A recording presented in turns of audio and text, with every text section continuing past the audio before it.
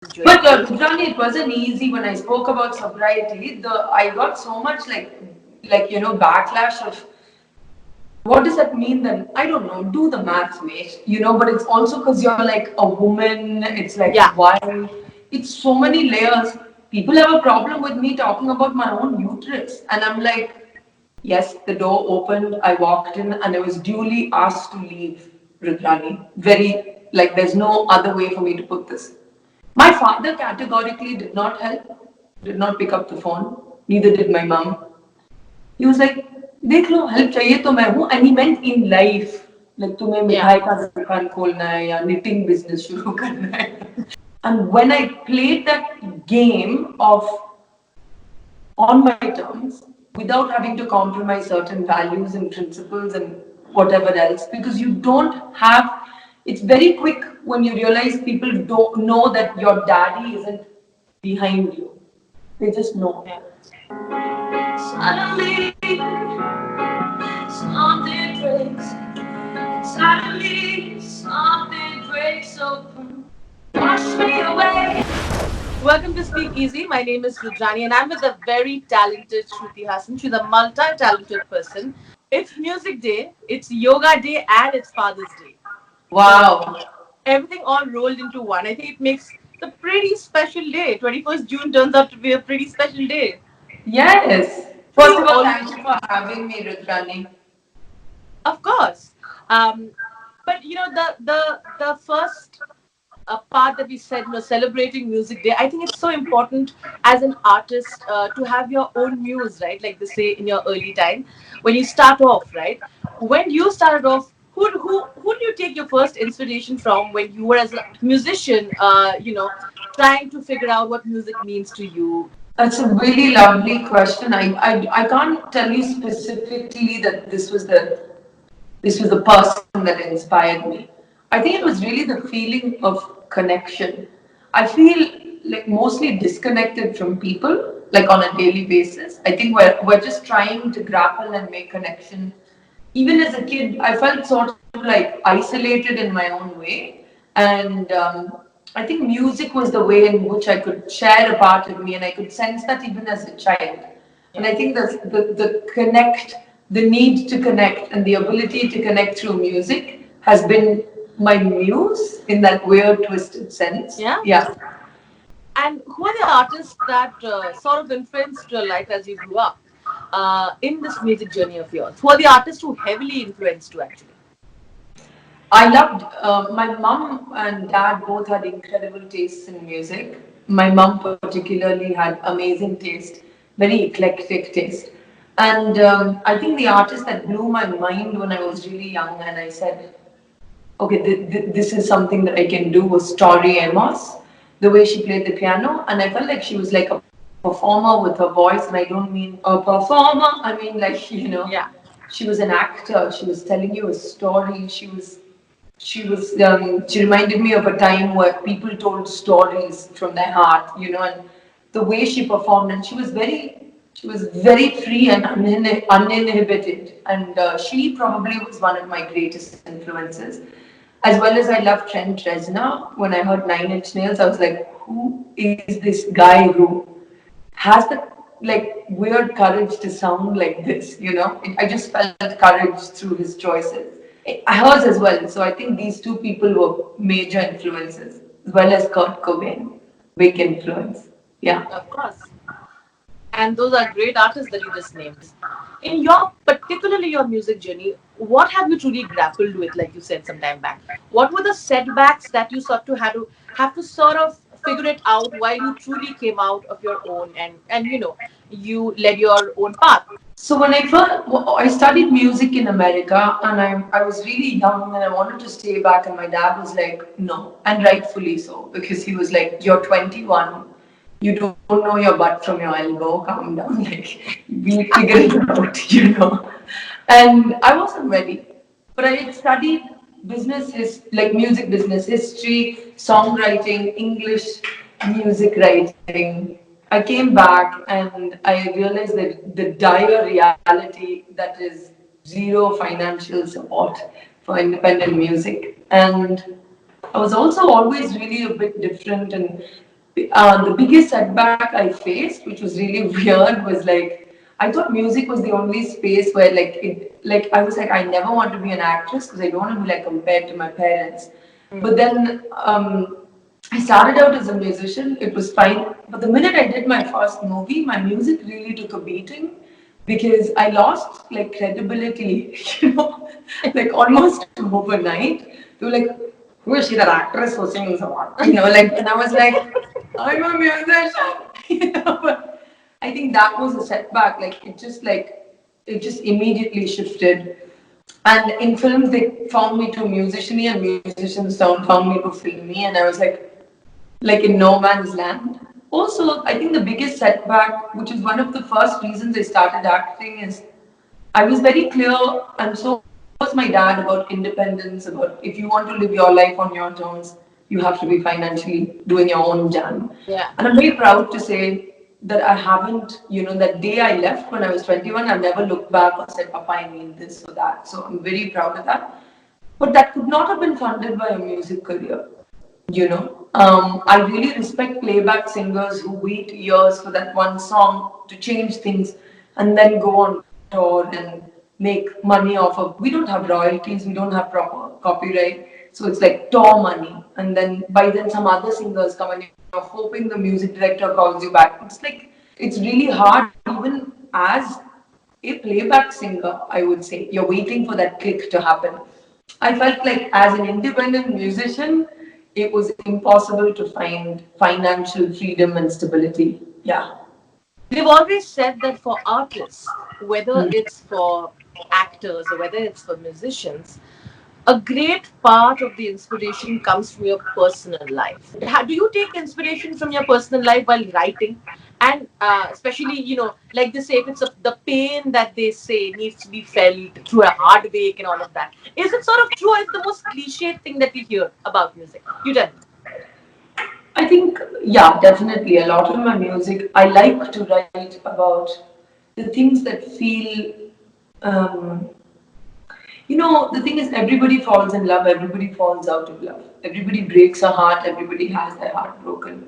But when you're going through it, the feeling is so intense and powerful at any age, at any time. Yeah. And I like using music to kind of score a feeling. At one point, I started to feel like I'm starting to get really happy and sorted in life, like including with my sobriety, with my state of mind. In fact, I was just talking to an artist friend today about it and saying that you start to feel worried when you stop feeling bad, almost like, where Yeah. am I going to get my inspiration from? It's not about making your emotional self shiny and perfect.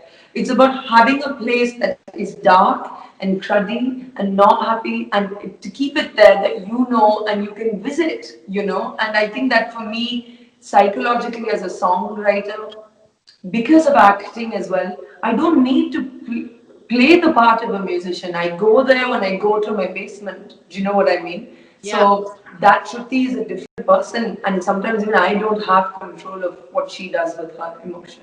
Yeah. There is a conversation about how artists need to balance themselves in their life, because it's important, and not just artists. I think everybody needs to do that.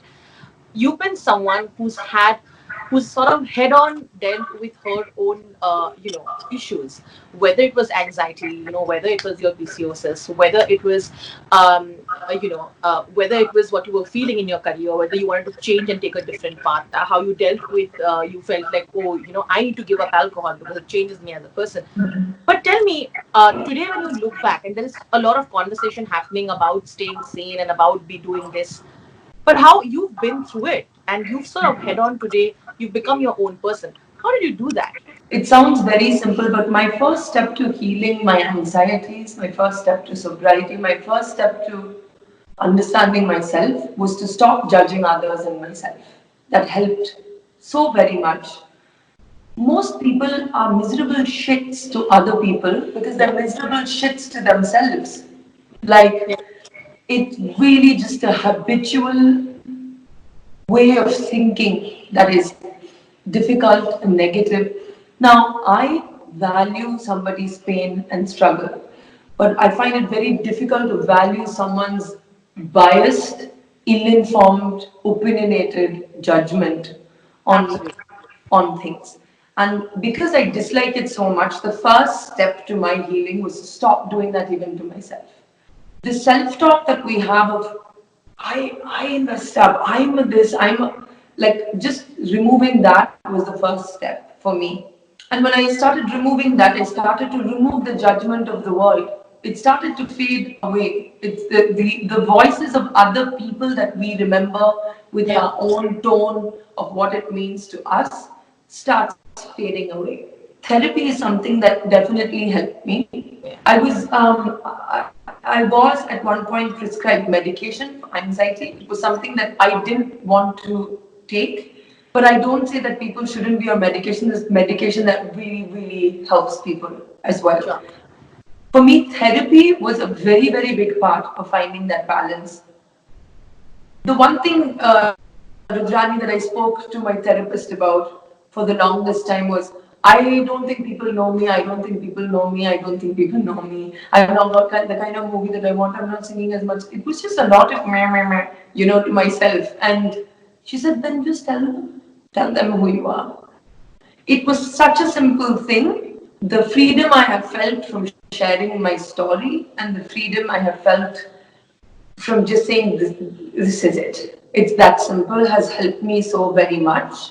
And I hope that it helps anyone who likes me or who like wants to like vibe with me or whatever to say, Yeah. oh, it's really not such a big deal. It is a big deal. It's a very big deal if you keep holding on to it for dear life. It stops becoming such a big deal when you realize all of us are sort of in this same balancing act. Right. But Johnny, it wasn't easy when I spoke about sobriety. I got so much backlash of what does that mean then? I don't know. Do the maths, mate. But it's also because you're like a woman. It's like, Yeah. why? It's so many layers. People have a problem with me talking about my own uterus. And I'm like, wait. So again, I had to be like, all of this just has to fade away. I'm saying it because I want to say it. Do you know what I Yeah. mean? So, Yeah. yeah. It's not easy though. It's not like, It's oh, not. I just woke up one morning and I was like, yeah, my feelings. And it's not like that.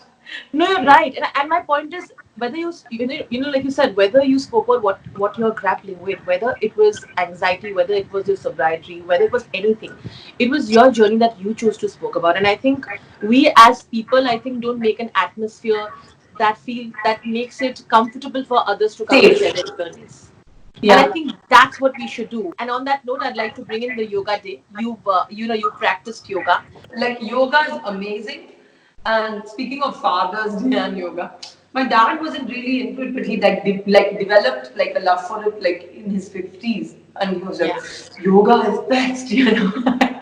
And I was like, oh, I don't know about it. I mean, it is incredible, but I don't know. I think when you're young, I think in school we had like a really like, hey, come here, do yoga type teacher, and it like killed the vibe. And then you go to America and they're like, oh, namaste. And I'm like, oh, you also killed the vibe. So I'm just trying to find my middle ground with yoga, my own relationship with it. So So yoga is basically it's basically about your breath. And that's like the more like it's not just all like, it's about your breath. It's like about awareness of breath and body and therefore yeah. mind. And that way I think there are postures in yoga and stuff that are really like healing, beneficial, amazing. We're talking about Father's Day, and I've always noticed, and we've discussed this as to how it's always difficult when you have a father like Mr. Kamal Hassan, who's so popular, so famous, and but you took your own path and have always managed to have your identity. I know how you always wanted to do things your own way. How have you today realized that it's so important that whether your father is famous or not, having your own identity and ultimately that to last you is important. Ultimately you sort of surviving on your own Yeah, path. I feel like for me, my parents are both very individualistic, mercurial, independent, rebellious, like all those words that kind of, Yeah. you know, they really are in that box. So it's inevitable that even Akshara, sorry, you keep calling her Akshu. Akshara is similar. She's kind of marches to the beat of her own drum. I think it was inevitable for us. Another thing is, my father was the one who said you should consider acting. I don't know what the hell he saw because it took a long time for me to see anything and for a whole bunch of other people to see anything as well. Um, my first film, as everybody knows, was a disaster debut for me. Like, like really not good. Some of the reviews, I realized that day that no, this is the real world. This is fine. Some of the reviews were like really mean and like hurtful, and rightfully so because they were like, ugh, another person has walked in. Yes, the door opened. I walked in, and I was duly asked to leave. Rudrani, very like there's no other way for me to put this. My father categorically did not help, did not pick up the phone. Neither did my mom. He was like, देख लो help चाहिए तो मैं हूँ and he meant in life like तुम्हें Yeah. मिठाई का दुकान खोलना है या knitting business शुरू करना है you know it wasn't for this you know and he was like we'll see but go through the process. I think he was very clear about that because that's how he made it. He came from an academic background of lawyers and mathematicians and and he made it on his own terms and his level of talent is very unique in the world. It's not because he's my dad I'm saying this. Yeah. Very unique amalgamation of talents. I don't expect me to get it as his daughter. I don't expect I haven't really seen anyone with that mix after him. And I realized that this is the real world. It's going to be tough. I'm going to stay. I'm going to go through it. And I want to win on my terms, not on other people's terms. And when I played that game of on my terms without having to compromise certain values and principles and whatever else, because you don't have, it's very quick when you realize people don't know that your daddy isn't behind you. They just know. Yeah. They have a sense and they figure it out that you're on your own and it's not it is a buffer but it's not a 100% buffer. And I'm very careful about what I say because I'm very grateful for the surname. But I've always said it's a designer handbag. And do I want to keep it empty or do I want to fill it with my things of value for me? And it's not been easy. I still feel a sense of lack of acceptance, misunderstood, but it's fine. I'm here. It's 10 years and I've made it through. So, like Shruti at 22, who debuted today, is like, yeah, hell yeah. Because I feel some days that I have clawed my way to hang on, like, Yeah. yeah. You fought. And You fought. then in Bollywood, it was like, oh, but she doesn't do Bollywood. आप तो अभी सिर्फ Tamil, Telugu करते हो. As if it's almost like lesser. And I was Yeah. like, it's not lesser. I'm so proud of being South Indian. I'm so proud of my industry. All are remaking our movies anyway. So I was like, I was like really proud of my journey. And at one point, Rudrani, I also felt I can't run this race. Maybe I don't want to be on the racetrack. Maybe I want to climb a completely separate mountain. Yeah. And that's the journey I'm in today. So I'm very, very thankful for my name, the Haasan surname, because it comes with secrets and complications that make me stronger. It comes with strength and fame and adulation and love, which makes me stronger. So it's a mix of many things. Yeah. How would you describe, how do you always like to think of him? How is your relationship with him? And I know it's honest, but how would you describe it? I look at him like a child, and I'll tell you why. His passion for life is not jaded. He is like a child in the playground of life all the time, every time. And he has the purity towards his art and his voice. And I find that very inspiring. We all know Kamal Haasan, the serious, this. But beneath all of that, he has a childlike curiosity about every day. And you've met him, you can see Yeah. that in him. He's like a kid. And I've realized that the reason he's the kind of artist he is, the reason he enjoys his own life, the reason he's like, nahi, mujhe ye bolna hai, is maintaining that childlike quality about him. So I see him as a very talented and successful child. We started with Music Day, we're going to end with Music Day. And I'd like to tell you, Shruti, as an artist today, what is it that you really hope changes in the music industry, whether it's the Indian music industry scene or otherwise? Yeah. I think we're in a good place. In Indian music, I think independent music could have more funding and more support and more publicity, labels supporting it more. But because of so many mediums now, you don't even need that as much. And I think everything's kind of happening in its own beautiful way. I think like the next time an independent artist is really cool, I hope they don't immediately make a movie about it. Yeah. They No, I'm tend to do kidding. that. Just kidding. But um, I think that I think it's an amazing time for music because you see even in the West you see different kind of voices. You know, if you have an Ariana Grande, then you have a Lady Gaga who's like me in her 30s and singing about being in her 30s, which I love. And then you Yeah. have like so many genres and subgenres of music. People are talking about what they want after such a long time, especially in rap. It's like Mhm. people are like starting to talk about their lives again, which is amazing. It's not just meet me in the club, it's just like really Yeah. starting again. Because there is a large shift in consciousness, and I think it's showing in the Yeah. music. Yeah. The artist Shruti Haasan performing live on her original. Shruti, tell me a little about this original before you performed.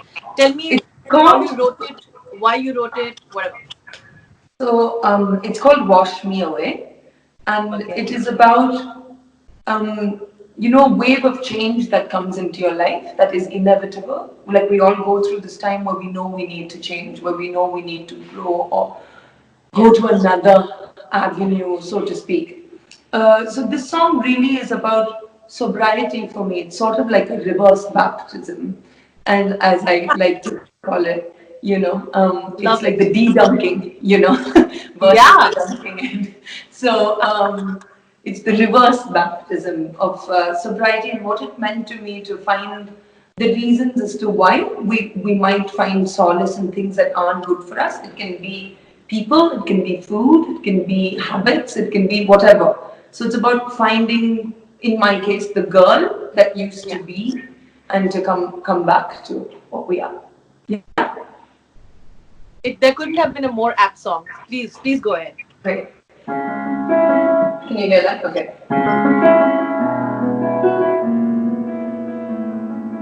I've tried so many times to stay awake when I was sleeping.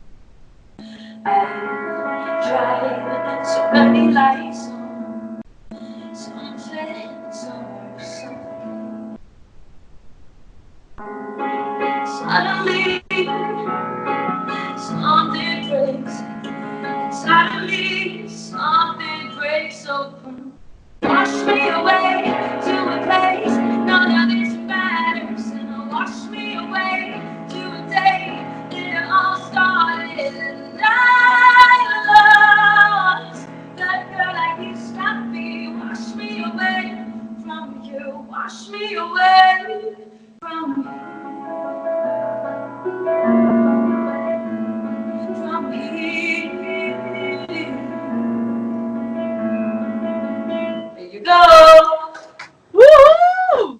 One more. No, I'm not gonna make you do that. No, I really please, felt like I did saying. that once more. I I'm know. like, good job.